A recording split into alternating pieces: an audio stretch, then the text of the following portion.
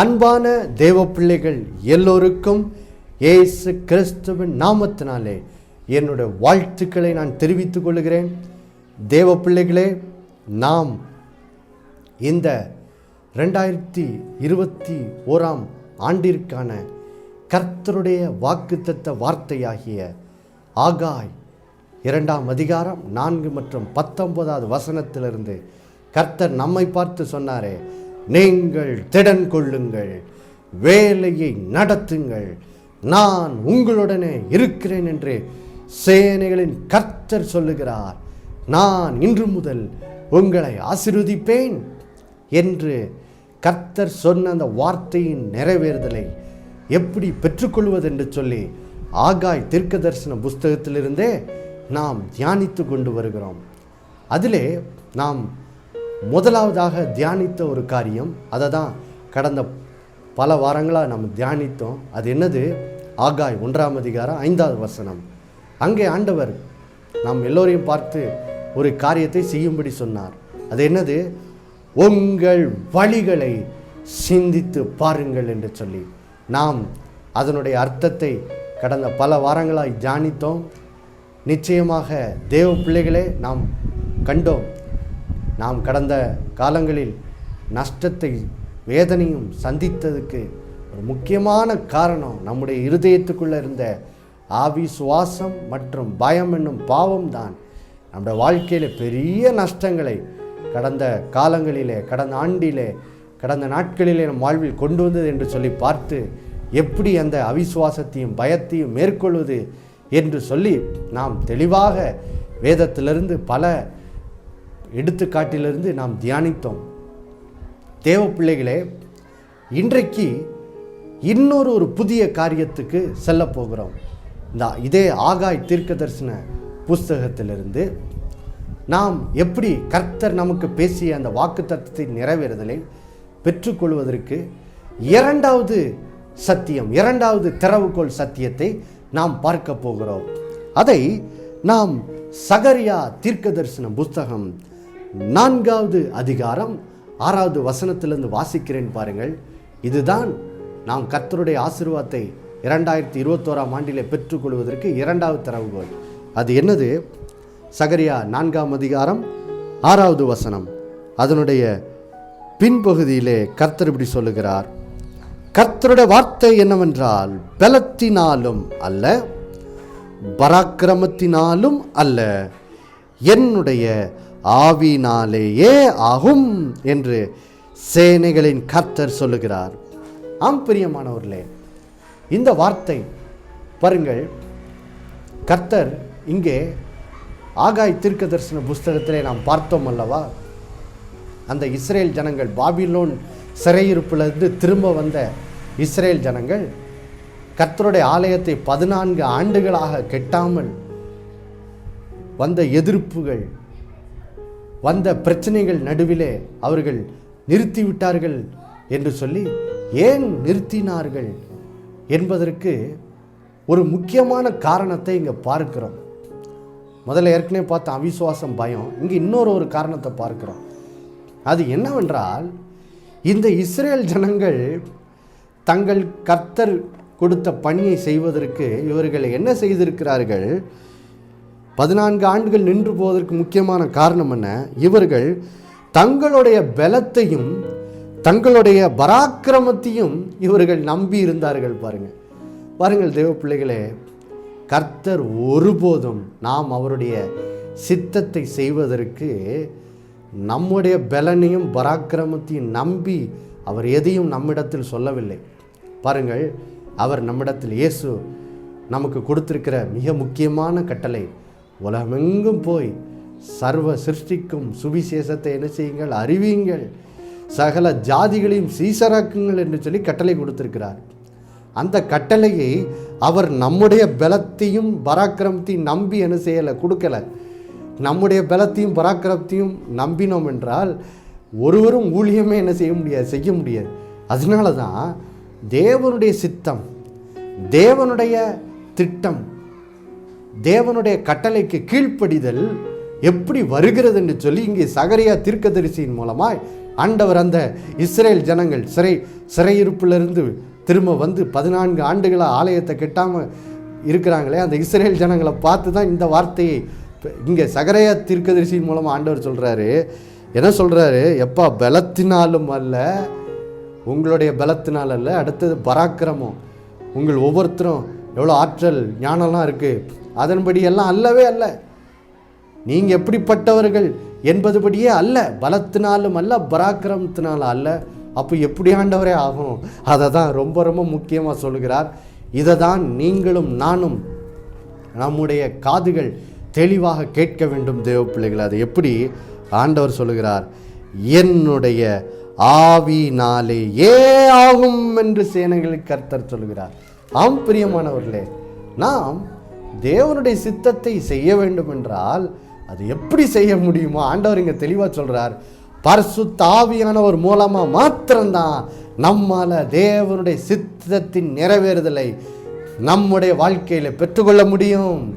ஆம் பிரியமானவர்கள், இந்த வருடத்தில் நாம் கர்த்தருக்கு கீழ்ப்படிந்து வாழ வேண்டுமா? அப்போது பரிசுத்த ஆவியானவரின் பலத்தையும் பரிசுத்த ஆவியானவருடைய வழி நடத்தலையும் நாம் கேட்டு சார்ந்து நடக்க வேண்டும். இந்த ஆண்டிலே கர்த்தர் நமக்கு வைத்திருக்கிற ஆசீர்வாதத்தை சுதந்தரிக்க வேண்டுமா? அப்போ பரிசுத்தாவின் பலனை நாம் என்ன செய்ய வேண்டும்? சார்ந்து கொள்ள வேண்டும். பாருங்க, இந்த காரியம்தான் பாருங்க இந்த இஸ்ரேல் ஜனங்களுடைய வாழ்க்கையில் என்ன செய்கிறது நடக்கிறதை நாம் ஆகாய் தீர்க்கதரிசன புஸ்தகம் 2ஆம் அதிகாரத்தில் வாசிக்கிறோம். பாருங்கள் தேவ பிள்ளைகளை, ஆகாய் தீர்க்கதரிசியின் மூலமாய் கர்த்தர் இந்த இஸ்ரேல் ஜனங்களோடு இவள் வழிகளை சிந்தித்து பார்த்து மனம் திரும்புகள் என்று சொன்னவுடன் பாருங்கள் தேவ பிள்ளைகளே, இந்த இஸ்ரேல் ஜனங்கள் என்ன செய்கிறார்கள்? மனம் திரும்புகிறார்கள். அதை ஆகாய் 1ஆம் அதிகாரம் 11வது வசனத்திலே நாம் என்ன செய்கிறோம்? வாசிக்கிறோம். பாருங்கள் 11, 12வது வசனத்திலே நாம் வாசிக்கிறோம். பாருங்கள், ஜனங்கள் என்ன செய்கிறார்கள்? கர்த்தருடைய சத்தத்தை கேட்டு என்ன செய்கிறார்கள்? மனம் திரும்புகிறார்கள். மனம் திரும்பி இப்போ 14 ஆண்டுகளாக நின்று போன தேவாலய பணியை கட்டும்படி இப்போ என்ன செய்கிறார்கள்? எல்லா ஜனமும் கூடி வருகிறார்கள். கூடி வந்தவுடன் இப்போ பாருங்க, கர்த்தர் அவர்களோடு பேசுகிறார். ஆகாய் தீர்க்கதரிசன புஸ்தகம் 1ஆம் அதிகாரம் பாருங்கள் தேவ பிள்ளைகளே, 13 மற்றும் 14வது வசனத்திலே எப்படி பரிசுத்த ஆவியின் பலன் இந்த ஜனங்களை நிரப்புகிறது, இவர்களை வழி நடத்துகிறது என்பதை இங்கே கர்த்தர் பேசுகிறார். பாருங்கள், கர்த்தர் சொல்லுகிறார், அப்பொழுது கர்த்தருடைய தூதனாகிய ஆகாய் கர்த்தர் தூதனுப்பிய வார்த்தையின்படி ஜனங்களை நோக்கி, நான் உங்களுடனே இருக்கிறேன் என்று கர்த்தர் சொல்லுகிறார் என்றான். பின்பு கர்த்தர் செருபாபேல் என்னும் யூதாவின் தலைவனுடைய ஆவியையும் மற்றும் ஜனத்தின் மீதியான எல்லாருடைய ஆவியையும் எழுப்பினார். அவர்கள் வந்து தங்கள் தேவனாகிய சேனைகளுடைய கர்த்தரின் ஆலயத்திலே வேலை செய்தார்கள். தேவ பிள்ளைகளை பாருங்கள், இங்கே இந்த ஜனங்களுடைய வாழ்க்கையிலே எப்படி இவர்கள் தேவனுடைய சித்தத்தை மறுபடியும் செய்வதற்கு எப்படி பரிசுத்த ஆவியானவரின் வல்லமை, பரிசுத்த ஆவியானுடைய கிரியை இந்த ஜனங்களுடைய வாழ்க்கையில வெளிப்படுகிறது என்று பார்க்கிறோம். பாருங்கள், இந்த மக்கள் ஆகாய் தீர்க்கதரிசியின் மூலமாய் சொல்லப்பட்ட தேவ வார்த்தையை கேட்டு இவர்கள் தங்கள் பாவங்களிலிருந்து, அதாவது ஆலயத்தை கட்டாமல் விட்டு அந்த பாவத்திலிருந்து மனம் திரும்புகிறார்கள். மனம் திரும்பி பாருங்கள், இவர்கள் எல்லாம் கர்த்தருக்கு மறுபடியும் பயப்பட ஆரம்பிக்கிறாங்க. கர்த்தரை மரியாதை செய்ய ஆரம்பிக்கிறார்கள். செய்ய ஆரம்பித்தவுடன் இப்போ கர்த்தர் பாருங்க, ஆகாய் தீர்க்கதரிசியின் மூலமாக இவங்களோடு பேசுகிறார். என்ன பேசுகிறார்? நான் உங்களுடனே இருக்கிறேன் என்று சொல்லி கர்த்தர் சொல்லி, அதுக்கு சாட்சியை இப்போ என்ன பண்ணுறாரு?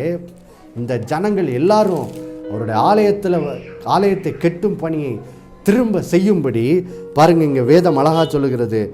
செருபாபேல் என்னும் யூதா தலைவனுடைய ஆவியையும் மற்றும் யோசுவா என்னும் பிரதான ஆசாரியனுடைய ஆவியையும் மற்றும் ஜனங்களுடைய மீதியான எல்லாருடைய ஆவியையும் பரிசுத்த ஆவியானவர் என்ன செய்கிறார்? எழுப்புகிறார். எழுப்பி அவங்கள உள்ளத்தில் என்ன பண்ணுகிறார்? ஒரு பெரிய விருப்பத்தையும் செய்யும் கொடுக்கிறார். இதை குறித்து நாம் பிலிப்பியர் 2ஆம் அதிகாரம் 13வது வசனத்தில் வாசிக்கிறோம். பாருங்க, இங்கே ஆகாய் 1ஆம் அதிகாரம் 14வது வசனத்தில் தேவன் செருபாபேலுடைய ஆவியையும் ஜனங்களுடைய ஆவியையும் எழுப்பினார், அவர்கள் வந்து வேலை செய்தார்கள் என்று சொல்லி வாசிக்கிறோமே. அதனுடைய அர்த்தம் என்னன்னு சொல்லி பிலிப்பியர் 2ஆம் அதிகாரம் 13வது வசனத்தில் வாசிக்கிறோம் பாருங்க. அங்கே வேதம் சொல்லுகிறது, இப்படி வேதம் சொல்லுகிறது, ஏனெனில் தேவனே தம்முடைய தயவுள்ள சித்தத்தின்படி விருப்பத்தையும் செய்கையும் உங்களில் உண்டாக்குகிறவரா என்ன செய்கிறாராம், இருக்கிறாராம்.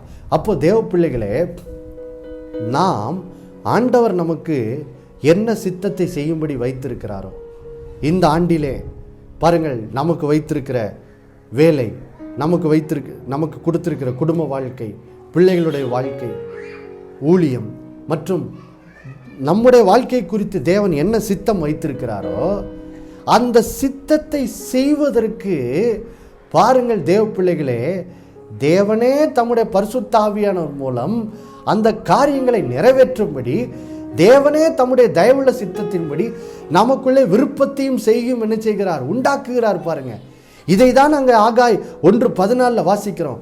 தேவன் அங்கே செருபாபேலோட ஆவியை எழுப்பினார், ஜனங்களுடைய ஆவியை எழுப்பினார் என்று சொல்லும்போது அங்கே என்ன உண்டாகுது, ஜனங்களுடைய இருதயத்தில் ஆவியானவர் கிரியை செய்கிறார். என்ன கிரியை செய்கிறார், எப்பா மறுபடியும் ஆலயத்தை போய் கட்டுங்க, மறுபடியும் ஆலயத்தில் உங்களை பணிகளை தொடங்குங்கன்னு சொல்லி அவங்க உள்ளத்தில் அதை செய்வதற்கு ஒரு விருப்பத்தையும் ஒரு செய்கையையும் ஒரு பலனையும் பரிசுத்த ஆவியானவர் அந்த ஜனங்களுக்கு என்ன செய்கிறார், கொடுக்கிறார். பாருங்க, இப்போ பரிசுத்த ஆவியின் பலன் அவர்களை நிரப்பின உடனே இப்போ 14 ஆண்டுகளாய் நின்று போன அந்த தேவாலய பணி எருசலேமில் மறுபடியும் என்ன செய்து தொடங்குது. பாருங்க, அப்போ தேவ பிள்ளைகளே, 2020ஆம் ஆண்டிலே பலருடைய வாழ்க்கையிலே அவருடைய வேலைகள், அவர்கள் செய்த வேலையிலே பலவிதமான தடைகள் ஏற்பட்டது.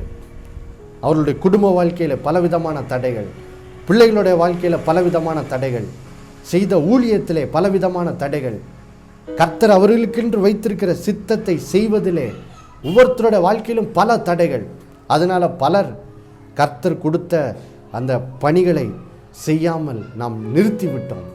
ஆனால் இப்பொழுது உங்கள் வழிகளை சிந்தித்து பாருங்கள் என்று சொல்லி ஆண்டவர் நம்மோடு பேசின வார்த்தையை கேட்டு அநேகர் என்ன செய்து விட்டோம், மனம் திரும்பி விட்டோம். நமக்குள்ள இருந்த பயத்திலிருந்து மனம் திரும்பியாச்சு, அவிசுவாசத்திலிருந்து என்ன செய்தாச்சு, மனம் திரும்பியாச்சு. மனம் திரும்பினவுடன் இப்பொழுது நாம் நம்முடைய வாழ்க்கையை குறித்த தேவனுடைய சித்தத்தை, தேவனுடைய நோக்கத்தை, நமக்கு கொடுத்திருக்கிற வேலை, குடும்ப வாழ்க்கை, பிள்ளையோட வாழ்க்கை எல்லாவற்றையும் நடத்துவதற்கு தேவ பிள்ளைகளே, இன்றைக்கு பரிசுத்த ஆவியானவரே உங்களில் விருப்பத்தையும் செய்கையையும் உண்டாக்கி பாருங்கள், தேவனுடைய நோக்கத்தை நிறைவேற்றுவதற்கு உங்களை அவருடைய பலனினால் நிரப்பி உங்களுக்குள்ளே அவர் ஒரு வல்லமையான கிரியையை, இந்த வார்த்தையை கேட்டுக்கொண்டிருக்கும் போதே தேவ பிள்ளைகளே, பரிசுத்த ஆவியானவர் உங்களுக்குள்ளே ஒரு கிரியை நடப்பிக்கிறார். அல்லேலூயா, ஆமென். இங்கே இஸ்ரேல் ஜனங்களுடைய வாழ்க்கையில் ஆகாய் 1:14 அந்த ஆவியை, செருபாபேலோட ஆவியை, ஜனங்களுடைய ஆவியை தேவாலயத்தை வந்து கட்டும்படி எழுப்பினாரே, அதே போல் இப்பொழுது உங்களுக்குள்ளும் பரிசுத்த ஆவியினால் உங்கள் இருதயத்தில் ஒரு ஒரு ஒரு எழுப்புதல் என்ன செய்து கொண்டிருக்கிறது, ஒரு விருப்பம், ஒரு செய்கை, ஒரு பலன் உண்டாய் கொண்டிருக்கிறதை இப்பொழுது நிச்சயமாய் நீங்கள் அனுபவிக்கிறீர்கள் தேவ பிள்ளைகளை, இயேசுவின் நாமத்தில். இதை தான் நாம் சகரியா 4ஆம் அதிகாரம் 6வது வசனத்தில் வாசித்தோம். பலத்தினாலும் அல்ல, பராக்கிரமத்தினாலும் அல்ல, பரிசுத்த ஆவியினால் மாத்திரமே என்னது ஆகும். ஆம் பிரியமானவர்களே, 14 ஆண்டுகள் இந்த இஸ்ரேல் ஜனங்களால் ஆலயத்தை கட்ட முடியல. ஆனால் எப்போ மனம் திரும்பி தங்களுடைய பலன் பராக்கிரமத்தை விட்டு பரிசுத்த ஆவியானவரின் பலத்தை ஜனங்கள் சார்ந்து கொண்டார்களோ அப்பொழுது பாருங்கள், இவர்கள் தேவாலயத்தை துரிதமாய் கட்டி முடித்தாங்க. பாருங்க, இதை நாம் எஸ்ரா புஸ்தகத்திலே வாசிக்கிறோம். அப்போ தேவ பிள்ளைகளே, இன்றைக்கு உங்களுடைய வாழ்க்கையிலே பரிசுத்த ஆவியானவர் இந்த பிலிப்பியர் 2:3 நிறைவேற்றி கொண்டிருக்கிறார். தேவனே தம்முடைய தயவுள்ள சித்தத்தின்படி உங்களுடைய வேலைகளை செய்வதற்கு, உங்களுடைய குடும்ப வாழ்க்கையை நடத்துவதற்கு, பிள்ளைகளுடைய வாழ்க்கையின் எதிர்காலத்தை நடத்தி செல்வதற்கு, உங்கள் வாழ்க்கையிலே தேவன் வைத்திருக்கிற சித்தத்தை, நோக்கத்தை நிறைவேற்றுவதற்கு அவரே உங்களுக்குள் விருப்பத்தையும் செய்கையும் உண்டாக்கி கொண்டிருக்கிறபடினால் அவர் என்ன விருப்பத்தை செய்ய கொடுக்கிறாரோ அதை செய்யும்படிக்கு அதனால பரிசுத்த ஆவியின் பலத்தினால் நிரப்பப்பட்டவர்களாய் வேலையை என்ன செய்யுங்க, தேவ பிள்ளைகளை நடத்துங்கள். தேவன் உங்களுக்கு கொடுத்திருக்கிற பொறுப்புகளையும் நிறைவேற்ற என்ன செய்யுங்கள், ஆரம்பியுங்கள். பாருங்கள், இதை தான் கர்த்தர் இந்த நாளில் பாருங்கள் நமக்கு நம்மோடு பேசுகிறார். அதனால்தான் இந்த வருஷ வாக்குத்தத்தத்தின் அந்த முதல் 2 போது என்ன சொல்லுகிறது, நீங்கள் திடன் கொண்டு வேலையை என்ன செய்யுங்க, நடத்துங்கள். எப்படி? பரிசுத்த ஆவியானவரின் பலத்தை சார்ந்து நீங்கள் நடத்த போறீங்க. அதுக்கு தான் பரிசுத்த ஆவியானவர் இப்போ உங்கள் இருதயத்தில் என்ன செய்கிறார், கிரியை செய்கிறார். பாருங்கள் தேவ பிள்ளைகளே, இது எவ்வளவு இந்த பரிசுத்தாவினாலேயே ஆகும் என்ற அந்த சத்தியம் பலத்தினாலும் அல்ல, பராக்கிரமத்தினாலும் அல்ல, பரிசுத்தாவியானவர் மூலமாக மாத்திரம்தான் ஆகும் என்று சகரியா 4:6 சொல்லப்பட்ட அந்த சத்தியத்தின் நிறைவேறுதல், அந்த காரியத்தை நாம் மிக அழகாக பாருங்கள் தேவ பிள்ளைகளே. அந்த அந்த கோலியாத் மற்றும் அந்த தாவீது சம்பவத்திலே, அந்த சவுல் அந்த 1 சாமுவேல் 17 நடந்த அந்த சம்பவத்தில் தேவ பிள்ளைகளே, ஏன் நாம் சவுல் பயந்தான், ஏன் தாவீது கோலியாத்தை மேற்கொள்ள முடிந்தது அப்படிங்கிற காரணத்தை நாம் எங்கே பார்க்கிறோம் என்றால் 1 சாமுவேல் 17 தான் அந்த கோலியாத் தாவீது சம்பவம், தாவீது கோலியாத்தை மேற்கொண்ட சம்பவம் இருக்கிறது. ஆனால் 1 சாமுவேல் 16 அதிகாரத்திலே எப்படி தாவீதினால் கோலியாத்தை மேற்கொள்ளக்கூடிய அப்படிப்பட்ட ஒரு அபாரமான ஒரு விசுவாசம், கர்த்தரையை நோக்கி பார்க்கிற ஒரு பார்வை, கடந்த காலத்தில் கர்த்தர் செய்த நன்மையை நினைவு கூறுகிற ஒரு இருதயம், அந்த விசுவாசம் உள்ள இருதயம் எப்படி தாவீதுக்கு வந்ததென்றும், ஏன் சவுல் ஒரு ராஜாவா இருந்தோம், ஏன் அவன் முன்னேறி போய் கோலியாத்தோடு போரிட்டு அவனை மேற்கொள்ளாமல் ஏன் பயந்து நடுங்கினான் என்ற காரணத்தை நாம் 1 சாமுவேல் 16 அதிகாரத்திலே வாசிக்கிறோம். பாருங்கள் தேவ பிள்ளைகளே, 1 சாமுவேல் 16 அதிகாரத்திலே அதனுடைய காரணத்தை நாம் வாசிக்கிறோம். அதை நான் உங்களுக்கு வாசிக்கிறேன். பாருங்கள், 1 சாமுவேல் 16 அதிகாரம், இப்பொழுது 13 வசனத்தை வாசிக்கிறேன். பாருங்கள், அப்பொழுது சாமுவேல் தைல கொம்பை எடுத்து அவனை அவன் சகோதரர் நடுவிலே அபிஷேகம் பண்ணினான். இப்போ கவனிங்க, அந்நாள் முதற்கொண்டு கர்த்தருடைய ஆவியானவர் தாவீதின் மேல் வந்து இறங்கி இருந்தார்.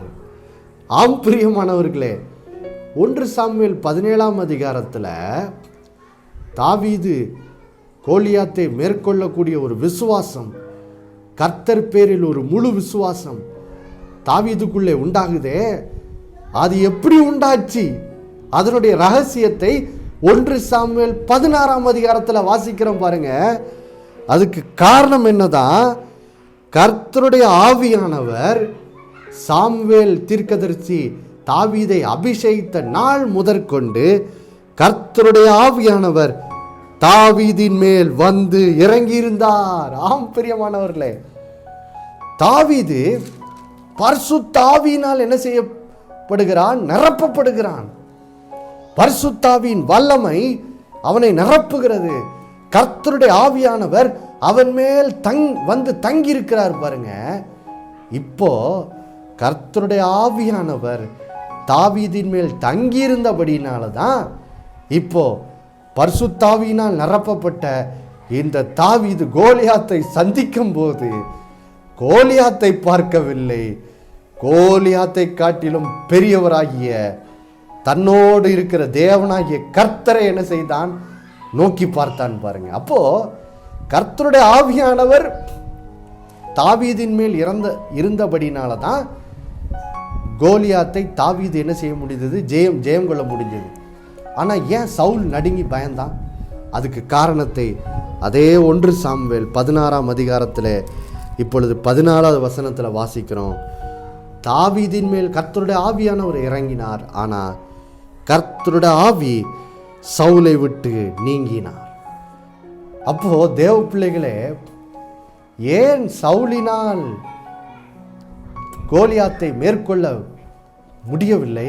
ஏனென்றால் சவுல் பாருங்க, இதுக்கு முந்தைய அதிகாரங்களில் 1 சாமுவேல் 14, 15 அதிகாரத்திலலாம் வாசிக்கும் போது எப்படி சவுல் கர்த்தருடைய வார்த்தையை மீறி கர்த்தருக்கு கீழ்ப்படியாமல் போகிறான் என்பதை பார்க்கிறோம். அதனுடைய விளைவு தான் இப்போ 1 சாமுவேல் 16 அதிகாரத்தில் 14வது வசனம் சொல்லுகிறது, கர்த்தருடைய ஆவி சவுலை விட்டு நீங்கினார். பாவம் செய்ததுனால இப்போ கர்த்தருடைய ஆவியானவர் என்ன பண்ணிட்டாரு? சவுலை விட்டு நீங்கிட்டார். நீங்கினதுனால இப்பொழுது சவுல் தன்னுடைய பலத்தையும் பராக்கிரமத்தையும் சார்ந்தவனாக கோலியாத்தை போரிட சென்றான். அவனுடைய பலத்தினால் கோலியாத்தை ஜெயிக்க முடியுமா? முடியாது. ஏன்னா ஆண்டவர் தெளிவாக சொல்லுகிறார், பலத்தினாலும் அல்ல, பராக்கிரமத்தினாலும் அல்ல, பரிசுத்த ஆவியினாலேயே ஆகும். அப்போ பரிசுத்த மூலமாக தான் என்ன செய்ய முடியும்? கோலியாத்தை ஜெயிக்க முடியும். அப்போ கர்த்தருடைய ஆவியானவர் பாருங்கள் தாவீதின் மேல் இருந்தபடினால், பாருங்கள் தேவ பிள்ளைகளே, தாவீது கோலியாத்தை ஜெயித்தான். கர்த்தருடைய ஆவியானவர் சவுலை விட்டு அகன்று போனபடினால் இப்பொழுது சவுலால் என்ன செய்ய முடியல? கோலியாத்தை ஜெயிக்க முடியல. இப்போ தேவ பிள்ளைகளே, இதில் இருந்து பாருங்கள், இந்த 2021ஆம் ஆண்டிலே நாம் கர்த்தருடைய ஆவியானவரை நாம் எவ்வளவு சார்ந்து கொள்ள வேண்டும் என்று பாருங்கள், அதோடைய முக்கியத்துவத்தை நாம் இப்பொழுது புரிந்து கொள்கிறோம் அல்லவா? அதனால்தான் பாருங்கள் தேவ பிள்ளைகளே, ரோமர் 8ஆம் அதிகாரம் 14வது வசனத்தில் ஆண்டவர் தேவனுடைய பிள்ளைகளெல்லாம் எப்படி வாழணும்னு சொல்லி ரொம்ப அருமையாக சொல்கிறாரு பாருங்க. ரோமர் 8:14 தேவனுடைய பிள்ளைகள்லாம் எப்படி வாழணுமா வேதம் அழகாக சொல்லுகிறது. ரோமர் 8:14 மேலும் எவர்கள் தேவனுடைய ஆவியினாலே நடத்தப்படுகிறார்களோ அவர்கள் தேவனுடைய புத்திரராக இருக்கிறார்கள். இங்கே வேதம் அழகாக சொல்லுது பாருங்க. தேவனுடைய பிள்ளைகள் என்றால் எப்படி வாழணுமா? அவங்க தேவனுடைய ஆவியினால் நடத்தப்படுகிறவர்களா என்ன செய்யணுமா? இருக்கணுமா? அப்படி இருக்கும்போது தான் நம்ம என்ன செய்ய முடியும்? பரிசுத்த ஆவியானவர் நம்மை பலப்படுத்துகிறதை, நடத்துவதை என்ன செய்ய முடியும்? நமக்கு வழிகாட்டுவதை அனுபவிக்க முடியும். பரிசுத்தாவின் பலத்தினால் தேவனுடைய ஆசீர்வாதம் நம்ம வாழ்க்கையில் நிறைவேறுகிறதை நம்ம என்ன செய்ய முடியும்? அனுபவிக்க முடியும் பாருங்கள். அப்போ தேவ பிள்ளைகளை இந்த நாளிலே ரோமர் 8:14 சொல்லுகிறது போல, தேவனுடைய பிள்ளைகளாய் இருக்கிற நீங்கள், தேவனுடைய புத்திரராய் இருக்கிற நீங்கள், தேவ ஆவியினால் எப்படி தாவீது நடத்தப்பட்டானோ அந்த மாதிரி நானும் நடத்தப்பட போகிறேன் என்று சொல்லி ஒரு முடிவுக்கு வாங்க. இனி சவுலை போல ஏன் பலன் பராக்கிரமத்தை சார்ந்து கொள்ள மாட்டேன், இனி பரிசுத்தாவினாலே தான் ஆகும் என்பதை உணர்ந்து நான் இந்த நாளில் பரிசுத்தாவியானவர் வழி நடத்துதலுக்கும், பரிசுத்தாவியானவரை ஆளுகை செய்வதற்கும், பரிசுத்தாவின் பலன் என்னை நிரப்புவதற்கும் என்னை ஒப்பு கொடுக்கிறேன்னு சொல்லி நாம் ஒப்பு கொடுப்போம். கர்த்தருடைய ஆவியினாலே கர்த்தருடைய காரியம் நம் வாழ்க்கையில் வாய்க்கிறதை நாம் எப்படி அந்த இஸ்ரேல் ஜனங்கள் ஆகாயத்திற்கு புஸ்தகத்தில் அனுபவித்தது போல, தாவீது அனுபவித்த போல நாமும் இந்த வருடத்திலே அனுபவிக்கலாம். ஜெபிக்கலாமா? அன்புள்ள பரலோக பிதாவே, ஆண்டவராகிய இயேசு கிறிஸ்துவின் நாமத்தில் நம்முடைய சமூகத்தில் வருகிறோம் அப்பா. ஆண்டவரே, இந்த நாளிலே எங்களோடு கூட சகரியா 4:6 பலத்தினாலும் அல்ல, பராக்கிரமத்தினாலும் அல்ல, பரிசுத்த ஆவியினாலே ஆகும் என்ற சத்தியத்தை எங்களுக்கு சொல்லிக் கொடுத்ததுக்காய் ஸ்தோத்திரம் அப்பா. ஆம் பிதாவே, இந்த சத்தியத்தை மிக தெளிவாக நாங்கள் சவுல் மற்றும் தாவீதின் வாழ்க்கையிலிருந்து கற்றுக்கொண்டோம். சவுல் தோற்று போனதுக்கு காரணம் கர்த்தருடைய ஆவியானவர் அவருடைய பாவத்தின் நிமித்தம் சவுலை விட்டு நீங்கினார். ஆனால் தாவீதின் மேலோ கர்த்தருடைய ஆவியானவர் தங்கியிருந்தபடினால் தாவீது கோலியாத்தை ஜெயித்தான். சவுலோ கோலியாத்தை பார்த்து பயந்து ஓடினான். ஆம் பிரியமான ஆதலால் இந்த நாளிலே ஆண்டவரே, இந்த நாளில் இந்த வசனத்தை கேட்டுக்கொண்டிருக்கிற பிள்ளைகள் ஆண்டவரே, இந்த நாளில் ஒருவேளை சவுலை போல தங்களுடைய பலன், தங்களுடைய பராக்கிரமத்தை நம்பி ஒருவேளை நம்பினால்தான் அந்த பிரச்சனையின் முன்பாக அவர்கள் ஓடி மறைந்தார்கள் என்பதை உணர்ந்து இந்த நாளிலே மனம் திரும்பட்டும் அப்பா. மனம் திரும்பி இந்த நாளில் அப்பா நம்முடைய பிள்ளைகள் பரிசுத்த ஆவியானவர் தங்களை ஆளுகை செய்வதற்கு தங்களை அர்ப்பணிக்கட்டும். இப்பவுமே சொல்லுங்க பார்க்கலாம். எல்லாம் இந்த நிகழ்ச்சியை பார்த்து ஒவ்வொருத்தரும் சொல்லுங்க பார்க்கலாம். பிதாவே, இயேசுவின் நாமத்தில் இந்த நாளிலே நான் பரிசுத்த ஆவியானவர் என்னை நடத்த, பரிசுத்த ஆவியானவர் என்னை பலப்படுத்த, பரிசுத்த ஆவியானவர் என்னை நிரப்ப என்னை ஒப்பு கொடுக்கிறேன் என்று சொல்லி ஒவ்வொருத்தரும் சொல்லுங்க பார்க்கலாம். சொல்லும் போதே இப்பொழுது பாருங்கள் தேவ பிள்ளைகளை, பரிசுத்தாவியின் பலன் உங்களை நிரப்புகிறது. பரிசுத்த ஆவியானவர் உங்களை நடத்துவதை நீங்கள் இனி அனுபவிப்பீர்கள். ஆம் பிதாவே, இந்த நாளில் நம்முடைய பிள்ளைகள் ஒப்பு கொடுத்திருக்கிறார்கள். இந்த பிள்ளைகளை இந்த நாளில் இருந்து நீங்கள் நடத்துங்கப்பா. நீங்கள் உங்களுடைய பிள்ளைகளை பலப்படுத்துங்க. பரிசுத்தாவின் வல்லமையினாலே உங்களுடைய பிள்ளைகள் எந்த காரியத்தில் தோற்று போனார்களோ அந்த காரியத்திலே பரிசுத்தாவின் வழி நடத்தினாலும் பலத்தினாலும் ஜெயம் கொள்ளட்டும். அப்படி செய்கிறக்காய் ஸ்தோத்திரம். உங்களுடைய பிள்ளைகள் இனி பரிசுத்தாவின் பலத்தை நம்பி வாழட்டும். அப்படி செய்ததுக்காக நன்றி. இயேசுவின் மூலம் பிதாவே, ஆமேன், ஆமேன். கர்த்தர் தாமே உங்களை ஆசீர்வதிப்பாராக. பலத்தினாலும் அல்ல, பராக்கிரமத்தினாலும் அல்ல, பரிசுத்த ஆவியினாலேயே உங்களுக்கு ஆகும். ஆமேன், ஆமேன். இயேசுவின் நாமத்தில்.